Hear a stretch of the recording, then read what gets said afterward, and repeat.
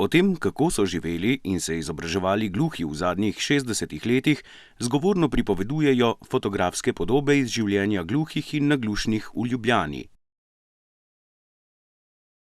Fotografska razstava Gašperja Remsa, gluhega študenta restavratorstva, do konca septembra gostuje v ljubljanski Trubarjevi hiši literature.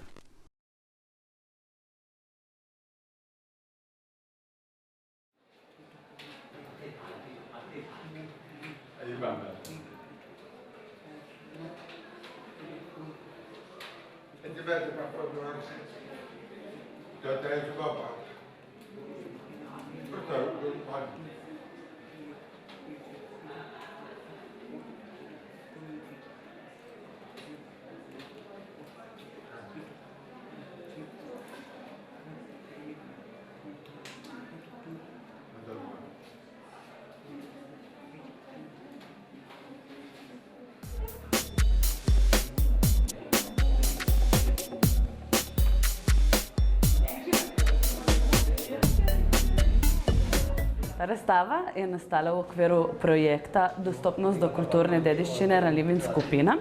Povabili smo ga, da pride v našo fototeko, kjer hranimo več kot 2 milijona fotografij. In v tej fototeki je tudi gradivo o gluhih bilo, zraven pa je šel na teren in raziskoval, spraševal starejše gluhe o zgodovini, o fotografijah in tako naprej.